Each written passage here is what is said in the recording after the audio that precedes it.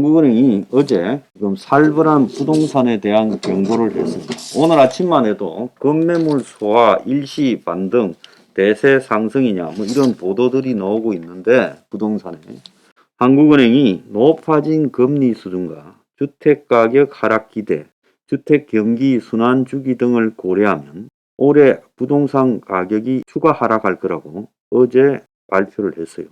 그래서 한국은행이 향후 부동산 경기 부진이 심화될 경우 금융 시스템 불안 요인으로 작용할 수 있는 만큼 부동산 PF를 중심으로 조기에 구조 조정이 필요하다. 그래서 어제 통화신용정책 보고서를 냈는데 여기에 최근 부동산 부문 리스크 관련 평가를 갖다가 통해 이같이 밝혔어요. 한국은행이 공식적으로 하는 총재 입을 통해서는 그냥 자기 아들 집 사면 사지 마라 할 것 같아라는 식으로 말해놓고 조용히 보고서를 통해서 부동산 가격이 살벌하게 더 떨어질 거라고 이야기를 하고 있습니다.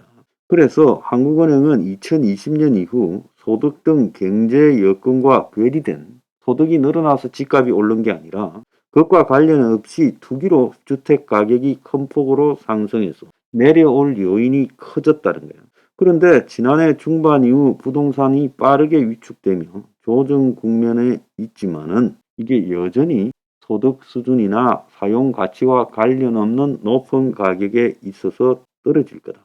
그래서 높아진 금리 수준, 주택 가격 하락 기대, 주택 경기 순환 주기 등을 고려하면 올해 집값은 추가로 더 내려갈 거다.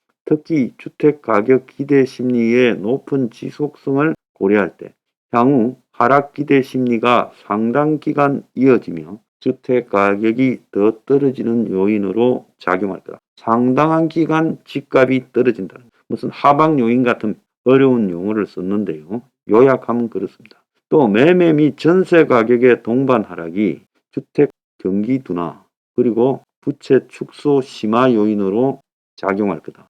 그래서 호황기에 누적된 갭 투자, 즉 전세 끼고 사는 주택 물량이 임대인들이 매도에 나설 경우 주택 가격 하방 압력을 높일 수 있고 매매 가격이 기존의 임대 계약 보증금, 전세금보다 낮아질 경우 임차인의 리스크도 확대될 거다. 그러니까 전세를 끼고 갭 투자한 사람이 견딜 수 없어서 지금 팔려고 나섰을 때 이제 문제가 발생할 거고 집값이 전세 가격보다 낮아질 경우에는 임차인들이 피해를 겪을 거라는 거죠. 한국은행은 일부 비은행 금융기관의 신용 리스크가 확산될 거다. 그래서 그동안 금융기관의 부동산 관련 익스포즈, 그러니까 위험 노출이 향후 경기 부진이 심화될 때 금융 시스템, 즉 한국의 전체 금융기관을 흔들 수 있다라고 진단을 하고 분양 시장의 경우 사업 초기 사업장은 고금리 부담, 공사 원가 상승, 금융기관 PF 대출 취급 기피로 사업 지연 및 중단이 불가피하고 완공정 사업장도 미분양 재고로 남을 가능성이 커질 거고 그래서 금융권이 평가한 결과 은행의 경우에는 부동산 금융 리스크가 제한적이지만 이 주택 가격이 계속 떨어지고 대출 연체율이 높아지고 이제 금융기관에 진 빚을 정리하려는 압력이 가속화됨에 따라 수익성이 악화될 거다라고 이야기를 하고 있습니다. 자, 부동산 PF에 노출된 비용은 은행 30조 8천억, 여신 전문사 27조 2천억, 보험사 44조 6천억, 그리고 정권사 27조 4천억, 저축은행 10조 6천억 등입니다. 자, 그런데 오늘 조선일보에 보면 전세자금 대출 증가율이 주택담보대출의 3배라서 전세 대출이 3년간 70%가 늘어 170조, 가계대출 위기에 내관이 되고 있다. 전세 대출을 서민대출로 인식해서 문턱을 낮춰서 전세 보증금 80%, 5억까지 대출해줬고 전세 가격이 급락해서 지금 역전세 대란까지 지금 우려되고 있는 상황에서 기존 대출자, 전세 대출자들은 금리 혜택을 못 받고 또 중도 상환 수수료 면제 혜택도 없고 다른 대출로 갈아타기도 어렵다는 거예요.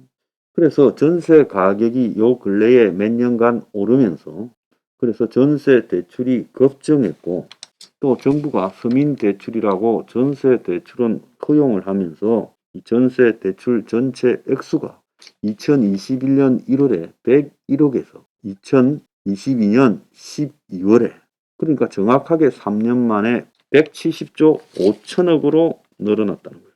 그래서 부동산 시장이 얼어붙으면서 전세 가격이 하락해서 전세 대출의 담보격인 보증금, 전세 보증금을 돌려받지 못할 역전세 대란이 지금 곳곳에서 생기고 있어요.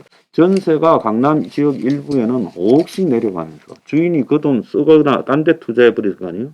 그러니까 전세 대출을 집주인이 전세 보증금을 돌려줘야 되는데 은행에 직접 입금하는 방식으로 상환하는데 다음 세입자를 못 구할 경우에 이 보증금이 또 크게 낮아질 경우에 이게 지금 터질 가능성이 크다는 겁니다. 그래서 장기적으로 가격 대비 전세 가격 비율이 70% 이하인 안정적인 주택에만 대출이 나가도록 해야 된다. 근데 이미 전세 빌린 대출보다 집값이 싸진 지역들이 곳곳에 있다는 거예요.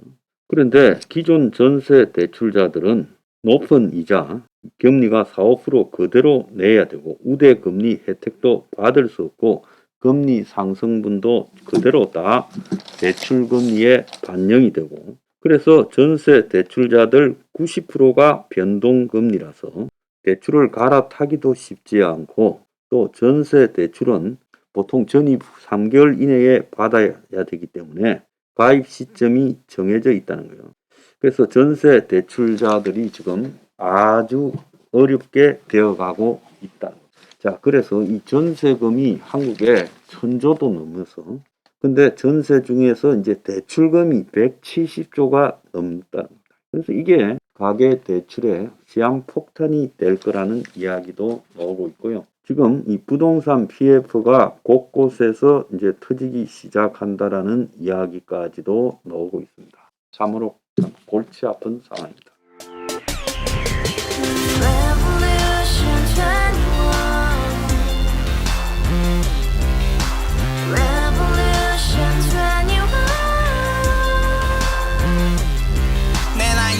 월세 30 코인빚만 300 서울에 온 지 벌써 10년 아둥바둥 버텼지만 여전히 난 반지 하에 제왕 곰팡이 연문제약 내비랭 깡통 망통 완전히 폭망 고시원 창문만큼 작아진 내 꿈 연애 결혼 내 집 모든 게 헛꿈 1년 전 떠난 여친 울며 말했지 같이 스파차 평생 가본 게 꼭꼭꼬라지